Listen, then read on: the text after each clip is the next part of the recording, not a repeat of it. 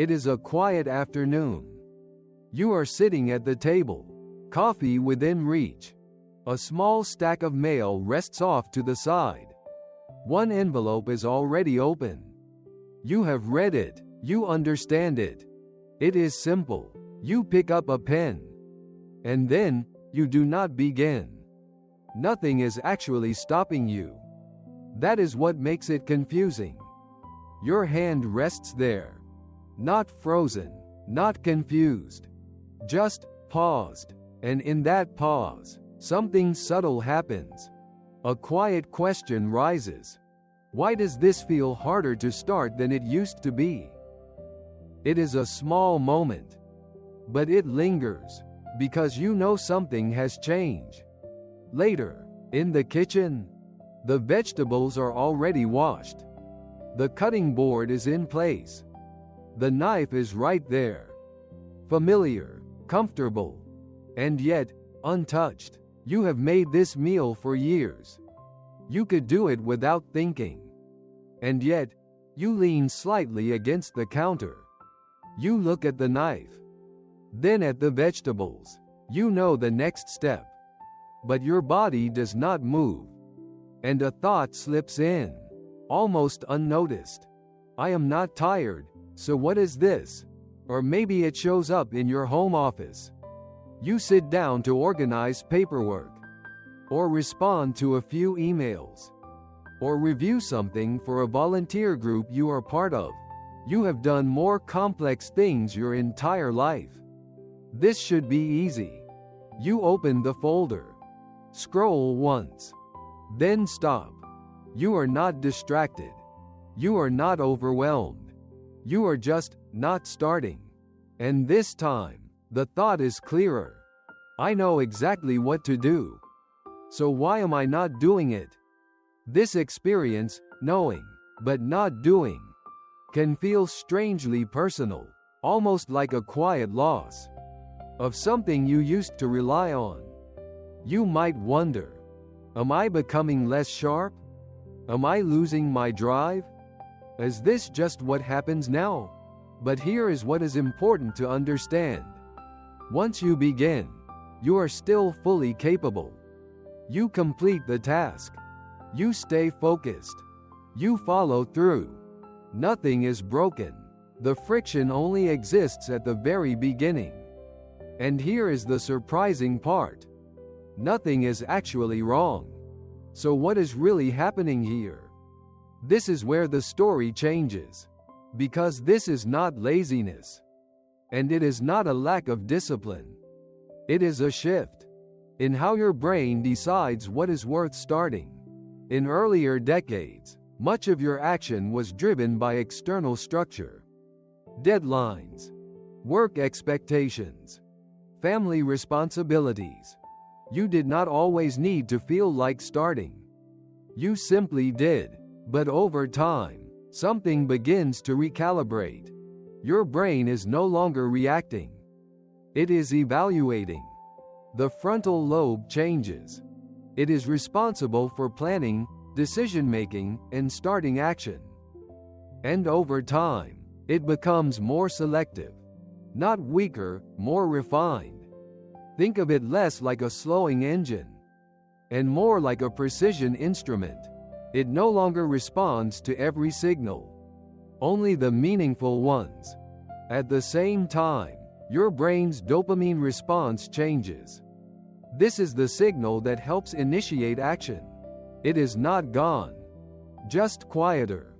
So instead of a strong internal push to begin, you experience a brief pause, a moment of consideration.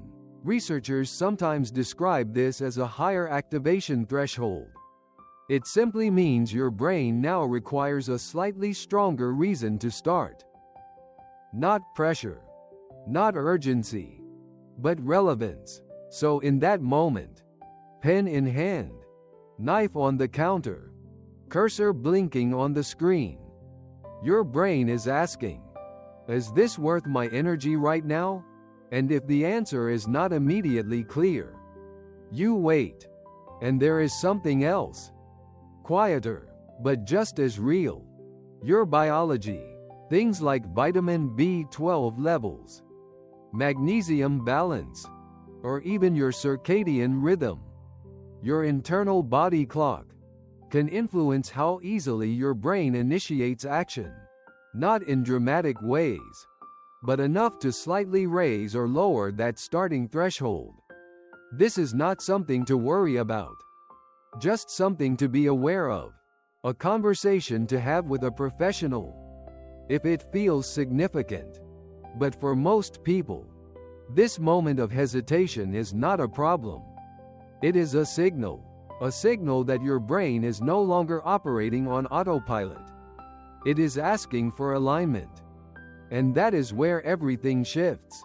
Because what feels like hesitation is actually the beginning of intentional living. You are no longer reacting to tasks simply because they exist. You are engaging with them, even if only for a second. So how do you move through that moment without forcing yourself? You do not need more discipline. You need a different entry point. Start with what researchers sometimes call a low activation energy task, or what you might think of as a micro win.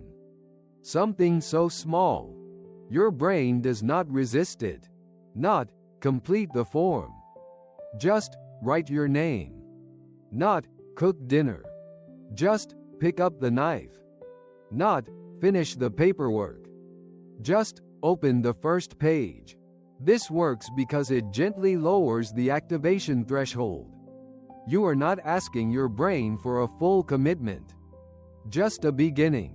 And once you begin, something almost always follows.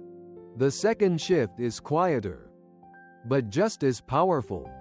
Give the task a reason, not a big one, just a real one. This keeps things organized.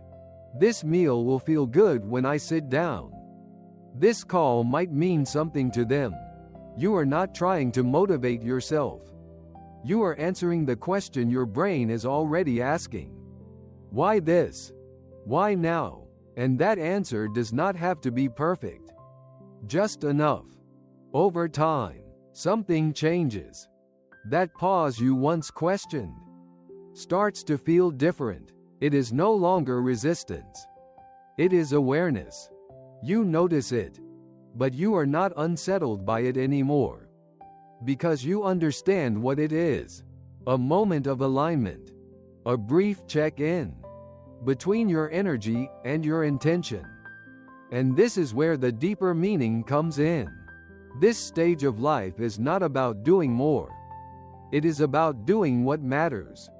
Your brain is no longer built for constant output. It is built for selective engagement. That is not a limitation. That is a refinement. Like a lens coming into focus. So the next time you find yourself there, sitting with a pen in your hand, standing in the kitchen, or looking at something you know how to do, and you feel that pause, do not rush past it.